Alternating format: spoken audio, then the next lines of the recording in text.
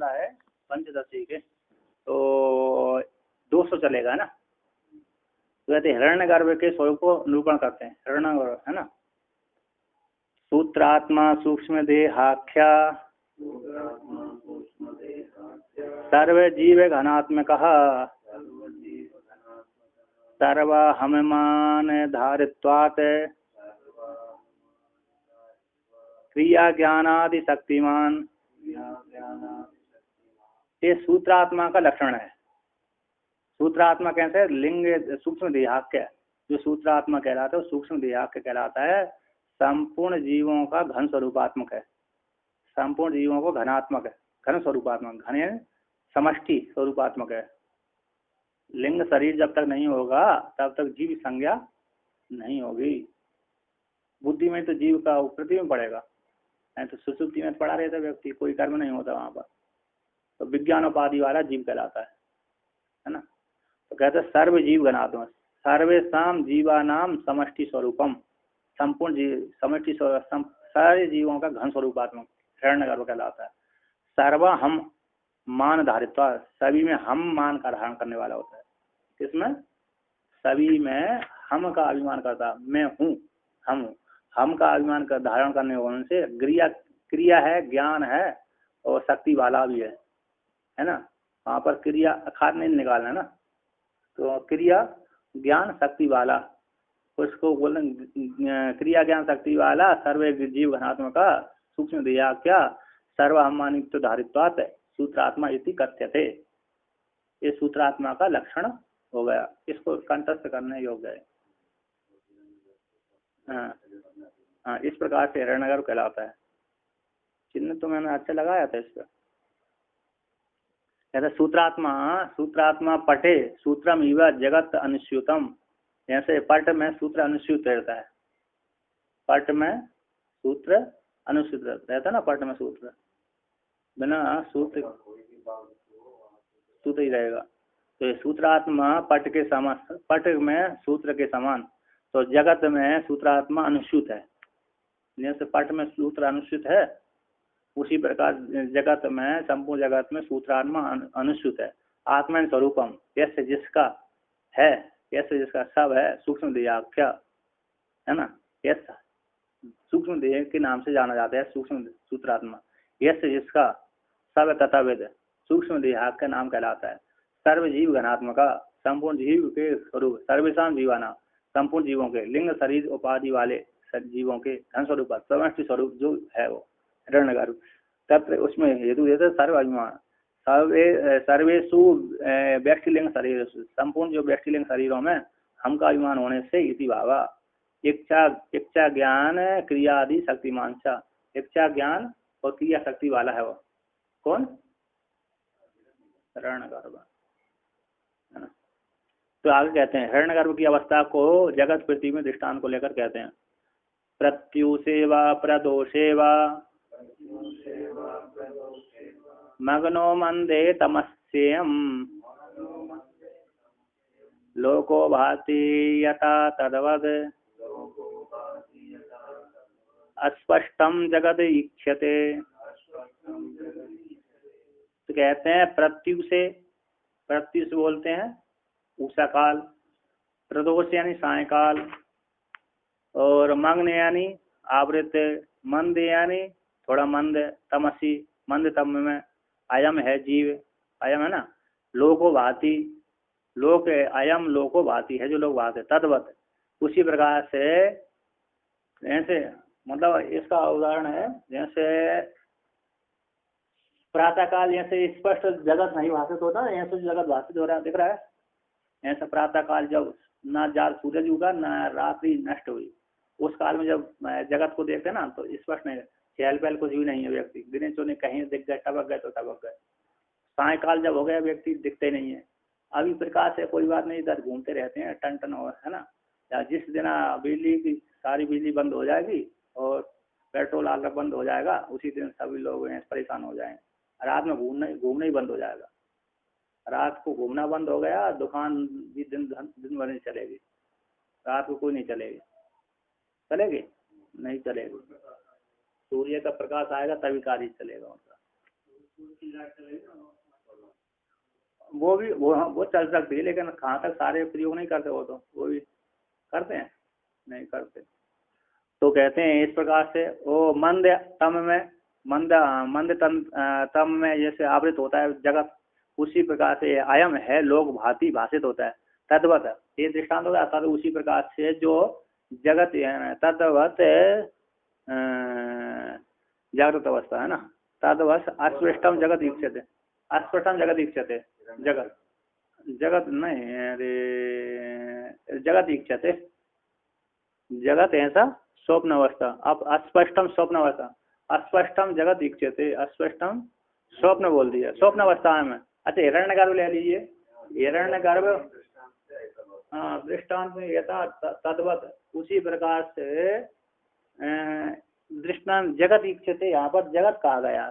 तद्वत तद्वत अस्पष्टम जगत ईक्षते, तद अयम जगत अस्पष्टम ईक्षते स्वप्न अवस्था में, स्वप्न को ले रहे हैं। यहाँ से उदाहरण दिया, जैसे सायकाल है, प्रातः काल है, और थोड़े समय में जैसे जगत दिखता है ना, जैसे समय में जगत दिखता है, उसी प्रकार स्वप्न अवस्था में जगत अस्पष्ट रूप से भाषित होता है। जगत का विशेषण है, ठीक है ना।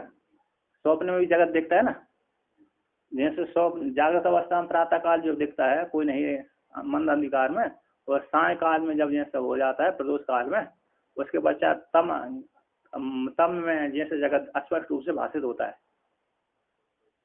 इस स्पष्ट रूप से जगत भाषित होता है, स्पष्ट नहीं भाषित होता जगत, है ना। तो देखो यहाँ पर जिस प्रकार से जगत दिख रहा है और रात्रि को स्पष्ट नहीं भाषित हो रहा है ना, तद स्पष्ट नहीं हो, उसी प्रकार स्वप्न में अभी स्वप्न अवस्था में भी जगत भाषित होता है, वही स्पष्ट रूप से भाषित नहीं होता। हिरण्य गर्भ से विशिष्ट जगत है वो नहीं भाषित होता। प्रत्युषेण उषा काल, तो यहाँ पर देखिए उसी को वर्णन करते हैं, उसी को उस अंकुरित करेंगे जगत उसी के। तो आप कहते हैं कि एवं इसका लोक प्रसिद्ध दृष्टांत को कहकर के उदाहरण को लेकर ये तद होता पहले की श्रुति वर्णन की, श्रुति कह रहे हैं वहां पर 6:2 का स्मरण कर रहे हैं। सर्वतो लांछितो मत्स्या ततः स्यात् घटितः पटः, है ना, यतः स्यात् घटितः पटः सूक्ष्म आकारस्तते सस्या वपु सर्वत्र लांछितम। कहते हैं ऐसा जिस प्रकार से मसी के द्वारा संपूर्ण पट लांछित हो जाता है ना, मत्स्याई के तो सर्वथा लांछित हो, है ना, सर्वथा सभी ओर से लांछित मसी के द्वारा हो जाते, ऐसा ज्यादा घटित पट, है ना। जैसे घटित जो पट होता है सभी मसी के द्वारा लांछित हो जाता है, सूक्ष्म आकारों के द्वारा तथा ईश का जो बपू है सर्वत्र लांछित होता है। मतलब कहता है जैसे उदाहरण दिया है, मसी के द्वारा जो हमारा पट होता है ना, पहले तो क्या किया, पट है उसमें अन्न का लेपन कर दिया, पहले सफेद पट था उसमें अन्न का लेपन कर दिया और गेरू कर दिया।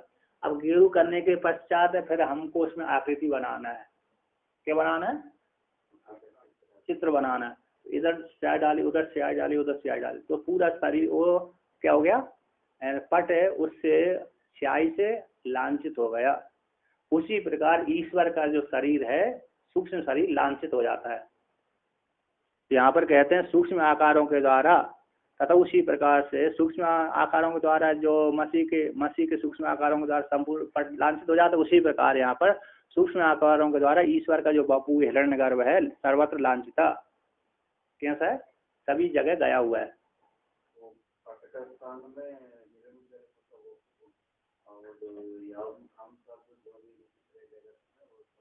वहाँ पर देख घटित जो पट है ना, घटित जो पट है वहाँ पर घटित जो पट है अन्न से लेपायमान जो पट था उसमें जब है मसीह के द्वारा लांछित कर दिया, आकृति बना दी।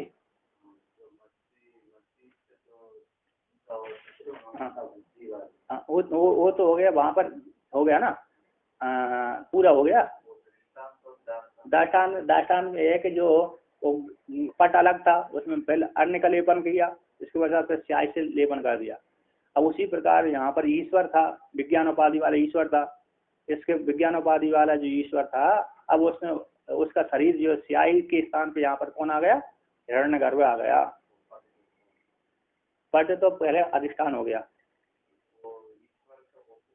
हाँ, ईश्वर का बापू। पट तो अधिष्ठान हो जाता है, पट तो अधिष्ठान हो जाता है। ईश्वर अधिष्ठान है, तो यहाँ पर ईश्वर का शरीर कौन है? ये हिरण्यगर्भ है, हिरण्यगर्भ है। हिरण्यगर्भ विज्ञान उपाधि वाला कहलाता है। हिरण्यगर्भ का ये सूक्ष्म शरीर का युवान देवता तेजस है, वो उसका शरीर है। किसका? प्राग का। प्राग के बाद वो सूक्ष्म शरीर भी फिर बिना स्थूल के नहीं रह सकता, उसके लिए विराट चाहिए। आनंदमय था, वो जीव था, ईश्वर था, उसने हिरण्यगर्भ रूप शरीर को उत्पन्न किया, है ना। और आनंदमय जो जीव था वह बिना ब्रह्म रूप सफेद कपड़ा के नहीं रुक सकता। बपू यानी शरीर हिरण्यगर्भ का, हिरण्यगर्भ शरीर है ईश्वर का। इसका बपू ईश्वर का प्राग रूप आनंदमय रूप जो ईश्वर है उसका शरीर है। जैसे मसी, जैसे अन्न से लेपायमान जो घट पट था, है ना, इसके बचाव उसके ऊपर स्याही लांछित कर दिया, चारों तरफ स्याही फैली हुई है। हाँ, इंक है। हाँ, तो जिस प्रकार लांछित हो जाता उसी प्रकार यहाँ पर भी प्रत्येक शरीर में सूक्ष्म शरीर गया हुआ है और ईश्वर का शरीर कहलाता है। चेतन जीव आत्मा के लिए कोई ना कोई आधार चाहिए, तो हमारा सूक्ष्म शरीर वो आधार हो गया उसके रहने के लिए। हमारा शरीर नहीं, हमारा सूक्ष्म शरीर। हाँ, हिरण्यगर्भ का सूक्ष्म शरीर है, वो उसका शरीर है। कौन का है? प्राग का, यानी आनंदमय कोश का।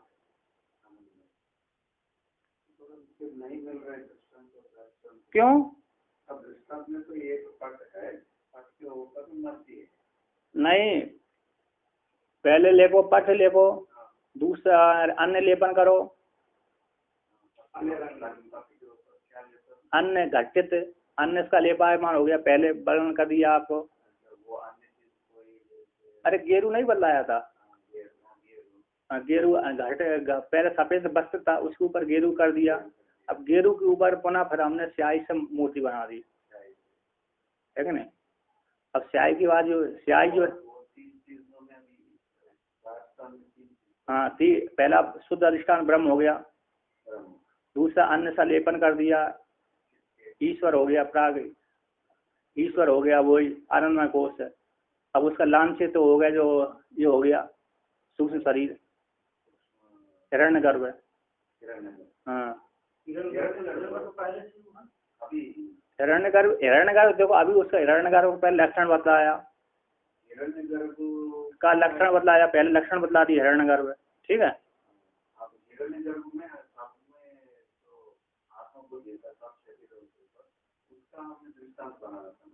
आत्मबुद्धि वो सभी में अभिमान करते इसलिए हिरण्यगर्भ कहलाता है। हिरण्यगर्भ सभी सूक्ष्म शरीर में अभिमान करते इसलिए हिरण्यगर्भ कहलाता है। तो एक में अभिमान करेगा तो तेज कहलाएगा, उसकी संज्ञा।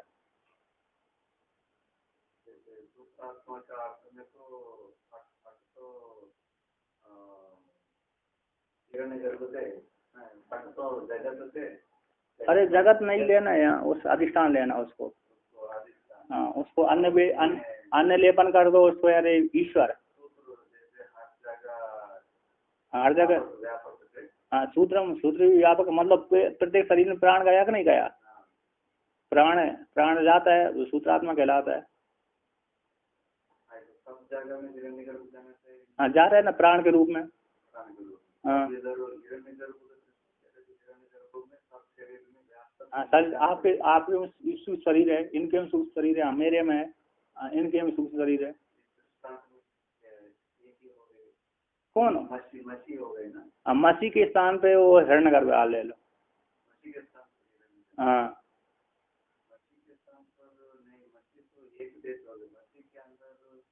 अरे एक देश से अंतरिक्ष होना चाहिए, जैसे पट है ना, वो पट में लिखा हुआ है, वो मछली के जगह में हम सब जीव आना चाहिए, जीव जगत, जीव जगत समष्टि में व्यष्टि में। आप तो व्यष्टि में, उसने समष्टि में अभिमान कर लिया मसीह के स्थान में, मसीह समष्टि हो गया, एक एक करना वो उसके जीव हो गया। सर्वव्यापी है। अरे शरीर में अभिमान करने वाला हाँ तो सूत्र से तुल्य कर लिया ना। अब वो सूत्र हो गए तो हम होना चाहिए, जीव जगत होना चाहिए। वो तो पहला उदाहरण है, देखो फिर दाष्टान्त है। अब दाष्टान्त के बाद पहला उदाहरण दे दिया, वहाँ इस प्रकार से मानना आपको, यहाँ पर दाष्टान्त दे दिया। ये मसीह के स्थान पर मसीह जो चित्र बना दिया, लांछित हो गया पूरा मसीह से, तो वहां पर दाष्टान्त उसी प्रकार ये पूरे शरीर में, सूक्ष्म शरीर में लांछित हो गया, हिरण्यगर्भ कहलाता है। वो सूक्ष्म शरीर के माध्यम से सारे शरीर में गया हुआ है, वो हिरण्यगर्भ कहलाता है।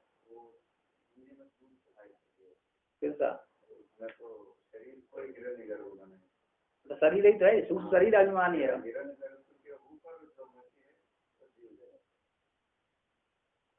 नहीं ना, आगे नीचे आ रहा है वो आगे पुनः आएगा। तो यहाँ पर कहते हैं, तो देखिए तो वो गए सूक्ष्म शरीर आकारों के द्वारा, है ना, तथा उसी पर ईश्वर का ये बपू कहलाता है, सर्वथा लांछित हो जाता है ना। टीकाकार यहाँ पर कहते हैं, देखिए यहाँ टीका में स्पष्ट ही बोलता है, अब खुल जाएगा।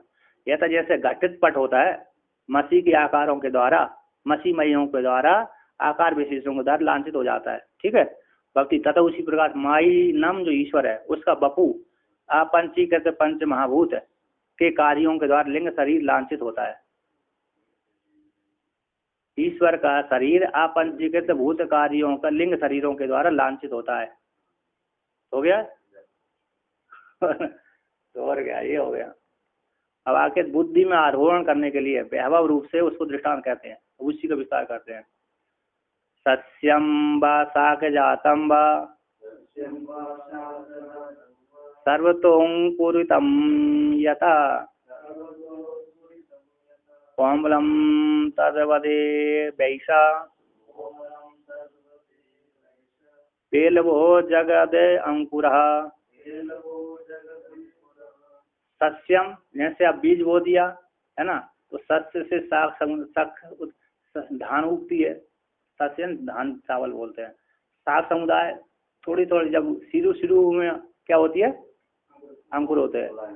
तो सर्वतो अंकुर तो ये था जिस प्रकार से होते सभी ओर से, तो सभी ओर से जैसे धान है ना कि ऊपर से अंकुरित नहीं, पूरे से उड़ जाती है, वहां पर पूरा बीज से ही क्या हो जाता है, अंकुरित हो जाती है, ठीक ना, सब निकलते हैं।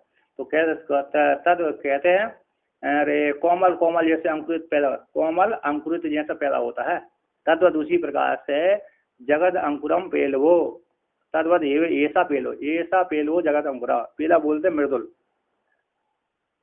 पेवल को क्या बोलते हैं, मृदुल कोमल, है ना।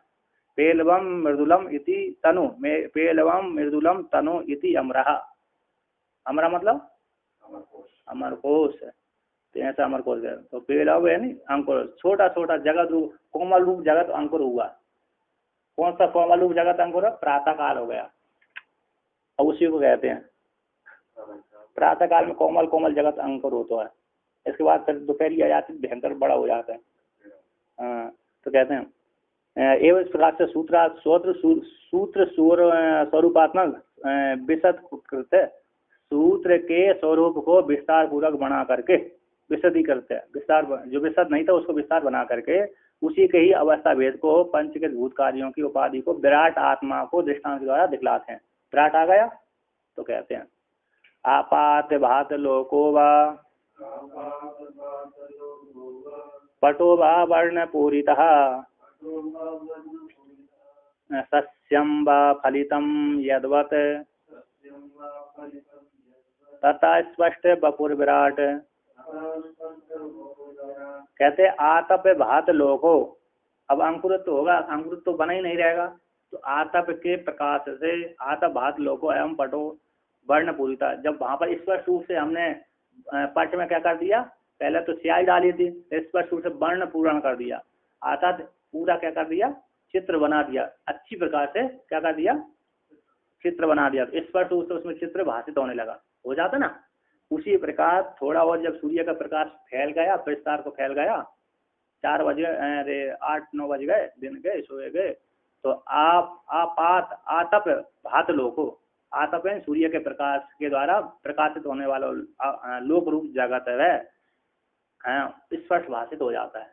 उदाहरण देते हैं, सत्यम व फलितम व, अर्थात जैसे पहले कोमल थे सस्य, फिर वह उसके फल वाले हो गए, क्या हो गया, फल वाले, धान आदि उसमें लग गए, बीज लग गए, तो विस्तार को प्राप्त हो। तद्वत स्पष्टम बपुर विराट, उसी प्रकार से हिरण्यगर्भ का स्थूल शरीर, नहीं हिरण्यगर्भ का कहो चाहे ईश्वर का, किसका, ईश्वर का स्थूल शरीर विराट कहलाता जगत है ना। वो सूक्ष्म शरीर उसका ईश्वर का, ये स्थूल शरीर उसका स्थूल शरीर हो गया, विराट उसका स्थूल शरीर हो गया ईश्वर का। कहते हैं सूर्योदय के अनंतर आतप धूप के द्वारा प्रकाशित लोग आतप भात लोग प्रकाशित हो जाते, स्पष्ट भाषित होता है ना। कहते हैं उसी को सद्भाव में प्रमाण कहते हैं। विश्व रूपाध्याय ऐसा उक्ता सूक्ते पौरुषे धात्रादि स्तंभ पर्यंता नेतस्या अवैवो वैवान विदुः। विश्व रूप अध्याय में 11वें अध्याय में आ गया, पुरुष सूक्त में आ गया, शेष सिरे का गुरु का। विश्व रूप अध्याय कौन सा है, गीता का 11वां, श्रीमद् भगवद गीता का 11वां विश्व रूप अध्याय में पुरुष सूक्त में धाता से लेकर के स्तंभ पर्यंत तक ये उसकी अवयव जान लेना चाहिए। कौन का, ईश्वर के, है ना। ईश्वर वो जगत है, विराट रूप से उसको जान लेना चाहिए, ब्रह्मा जी से लेकर के चीटी पर्यंत तक। तो स्तंभ पर्यंत तक एतान अवयव उसे विराट के अवयव है ना। विराट के कैसे हो गए अवयव, जान लेना चाहिए, अवयव है। स्थूल शरीर उसको, जो ईश्वर का जो स्थूल शरीर है उसके अवयव है। उसके क्या, कीड़े मकोड़े कैसे, जैसे उसके हमारे शरीर में रोम आदि होते हैं ना, उसके यही वृक्ष है, मनुष्य आदि रोम आदि के समान घूमते रहते हैं। जैसे हमारे शरीर में जुआ घूमते रहते हैं, है ना, तो जुआ के समान जुआ और चींटी घूम जाते हैं। उसी प्रकार विराट के शरीर में जुआ जैसे मनुष्य घूमते रहते हैं, कहते हैं, उसी को लेकर कहते हैं। तो विश्व रूप अध्याय में किस प्रकार से उदितम कहा गया है, इति आकांक्षा हो जाए, ब्रह्मादि से लेकर इस पर स्तंभ पर्यंत जगत को कहा गया है ना। अब यहाँ पर कहते हैं एतावत प्रकृति में किम आयतम, ऐसी आशंका हो जाए, अंतर्यामी से लेकर अंतर्यामी आदि, कहते हैं अंतर्यामी आदि को लेकर, अंतर्यामी प्रवृत्ति आदि को लेकर कुदाल आदि पर्यंत संपूर्ण वस्तु समुदाय को, प्रत्येक को लोग ईश्वर रूप से पूजते हैं। कहते अंतर्यामी से लेकर के कुदाल पर्यंत तक कौन, सबको लोग ईश्वर मानते हैं। तो कहते हैं ईश सूत्रे विराट वेदो विष्णु रुद्रेन्द्र बन्नया विघ्न भैरव मैराल मारिका यक्ष राक्षसा। कहते हैं बहुत से लोग ईश्वर को ईश्वर मानते हैं, कोई सूत्रात्मा को ईश्वर मानते हैं, कोई विराट को ईश्वर मानते हैं, कोई ब्रह्मा जी को ईश्वर मानते हैं, कोई विष्णु को ईश्वर मानते हैं, कोई रुद्र को ईश्वर मानते हैं, कोई इंद्र को ईश्वर मानते हैं, कोई विष्णु को, अग्नि को इंद्र मानते हैं, कोई विघ्न यानी गणेश जी को ईश्वर मानते हैं, कोई भैरव को भैरव देवता काल भैरव को ईश्वर मानते हैं, कोई मैराल देवता यमराज को ईश्वर मानते हैं, कोई मारिका नाम के जो विघ्न मारिका है कोई देवता होते हैं, है ना, यमराज के सहायक है, महामारी के देवता, मारिका है महामारी के देवता, उनको भी देवता मानते हैं। कुछ यक्ष राक्षस आदि को भी देवता मानते हैं, महामारी के देवता बोलते हैं। मारिका मतलब महामारी होते हैं, उधर बहुत अच्छा आज वो घंटी नहीं बजी का।